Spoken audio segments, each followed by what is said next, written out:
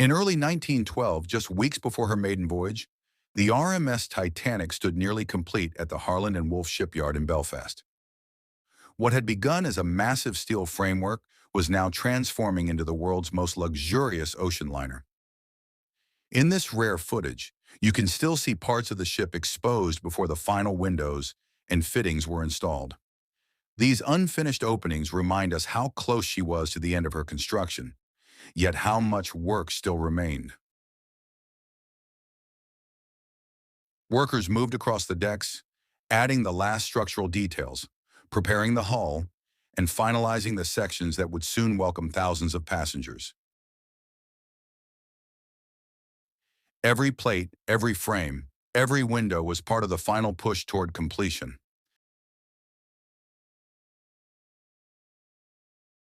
As we watch these moments, we witness Titanic in her final days of preparation, just on the edge of history, standing proudly in Belfast, awaiting the journey that would make her name eternal.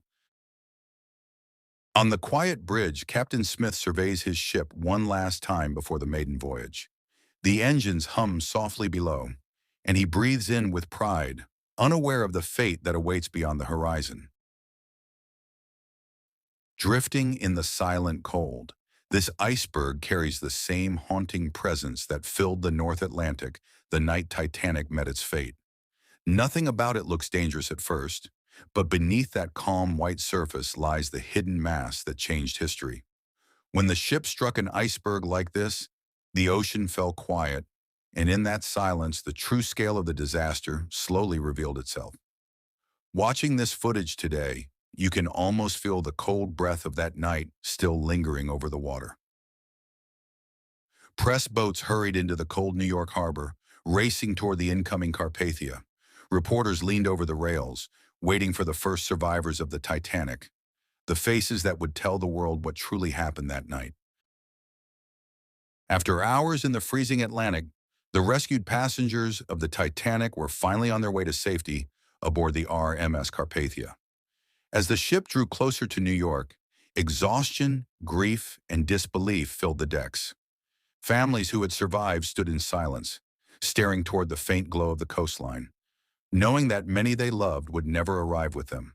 The Carpathia's crew moved quietly between the survivors, offering blankets, warm drinks, and what little comfort they could.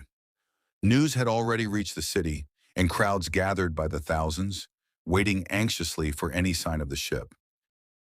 As the Titanic's fate remained uncertain, crowds gathered outside the White Star Line offices in New York, desperate for answers. Hour after hour, people waited, families holding photographs, friends clinging to the hope that their loved ones might still be alive. Confusion swept through the streets as different reports arrived. First, they were told the ship was safe. Moments later, messages suggested a terrible disaster. No one knew what to believe, and the air grew heavier with every passing minute. Then came the final telegram, the confirmation everyone feared. The great Titanic had sunk in the North Atlantic. Over 1,000 lives were lost. In that moment, the crowd fell silent, realizing they were witnessing one of the greatest tragedies in maritime history. Captain Arthur Rostron of the Carpathia finally arrived at the dock, carrying the survivors of a tragedy the world will never forget. These are some of the crew who escaped the sinking of the Titanic. Men who worked below deck, serving passengers and keeping the great ship alive. On that cold April night, they fought not for themselves but to save others,